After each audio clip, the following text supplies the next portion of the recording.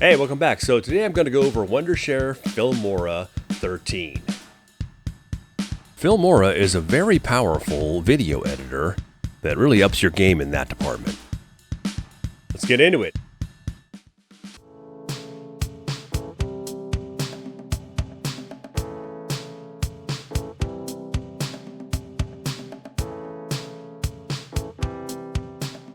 Let's go ahead and install this thing. Go ahead and type Filmora in the search and Wondershare Filmora. There it is right there. Let's go. There's no downloads here. So I'm going to go ahead, just go to the site and I'm going to hit try it for free and it's going to download for me. What I like about this install is it actually has a little page that shows you what to expect when you install the product. The reason I show you guys how to go download and install these programs is to show you what normal looks like and where to go on the web to get the correct product. All right, now that we've got the program installed, I'm going to show you some of the basics. You've got the timeline, kind of where everything goes here at the bottom, and you've got that output screen on the upper right-hand side, and then here is where all of your media is going to go. I'm going to go ahead and drag a piece of video and a still down to the timeline and show you some basics. Okay, so I'm going to go ahead and grab my header, and that's over here. Where is that? It's over here somewhere. Okay, there it is. And then I'm also going to grab my background.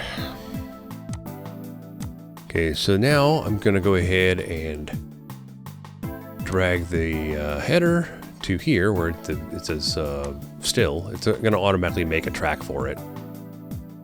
And then extend it out. You can extend it out as long as you want. Okay, so now we're going to just drag and drop the video piece right here. I'm going to go ahead and just leave it next to it. So you get this warning here that asks you if you want to change the frame rate. I just leave it on the native one. So you want to move the still up and you want to move the video underneath so that the still is on top of the video. Looks like this. So now I want to make a cut here, so I have to move the cursor along the timeline near the top here where the numbers are. You can just grab it right there, and we're going to go ahead and I think I'm going to zoom in here. Over here you've got this timeline that you can zoom in by just grabbing it and moving it back and forth, which is really a time saver. The old Clipchamp software did not do that. Okay, so now that you got it right on the end of the image, I'm going to go ahead and zoom in on that a little bit more here because it should lock in to the end of the image right there. Okay, so now we need to select the video part down here, and you click on that. Now you're going to click on the scissors right there and the timeline, and you have two separate pieces. Okay, so let's talk about transitions now. I'm going to go ahead and add this other captured piece here, and I want to show you how the transition works. We're going to go up here to where it says transitions. I usually use dissolve more than anything else. There's a bunch of different things you can do here though. So next step is you're going to take the transition and just drag it in between the two clips and let go. Then you can adjust the length of that transition by moving one of the sides left or right. So that's more time and that's less time. And then it looks like this.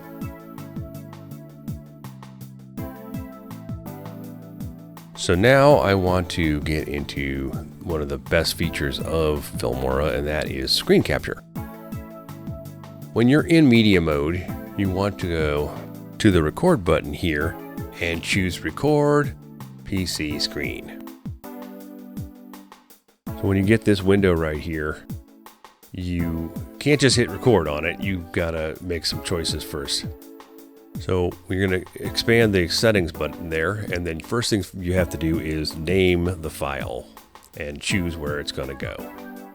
So then you also have a spot to choose the resolution, the big record button up there, and you can also choose to have the mouse hidden or highlighted.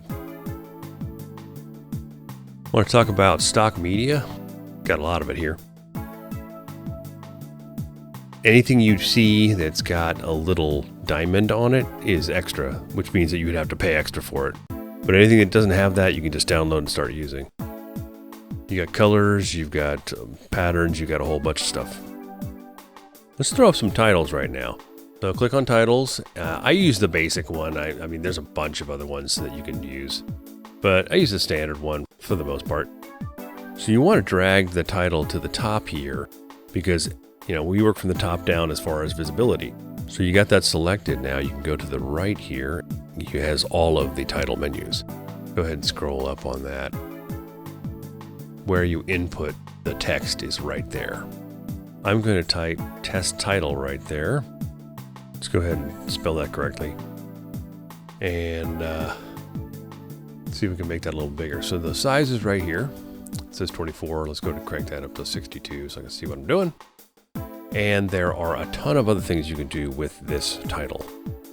So underneath where you type the text, you've got bold, italic, and underline, and then your justifications. But right below that, you have a bunch of letter A's. Let me go ahead and move this over here. So each one of these A's that you see over here represents a type of formatting.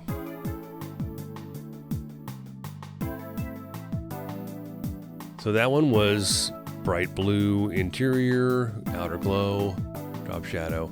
You can change all of those colors and the thickness and the parameters. So I'm going to change that bottom one to a green. So the gradient is a little bit different. And the main color is adjustable, and so is the outer glow, and so is the drop shadow.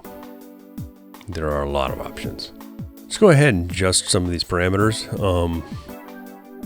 I think we can make the outer glow a little bit thickness right there. And let's make that a little bit. Okay, take that down a little bit. See, so all of the parameters are adjustable. There's a lot you can do here.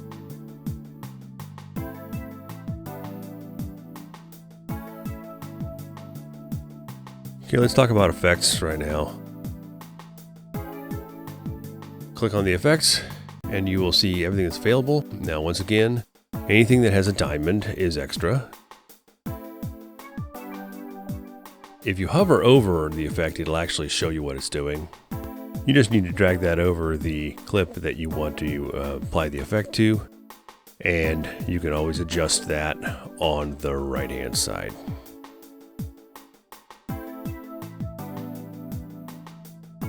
So now that you're done with all your editing, let's just go ahead to export, the button up here on the right, and we are going to create a video. And then you're going to get this window. It will ask you to name it and pick the location. I'm going to go ahead and do that.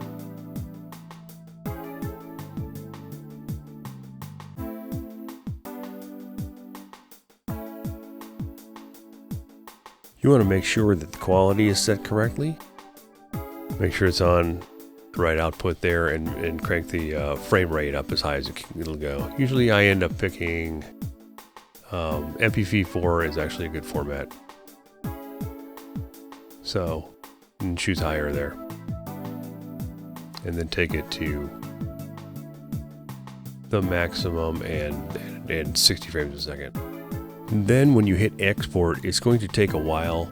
Now it's asking me to export with watermark because I haven't logged in yet.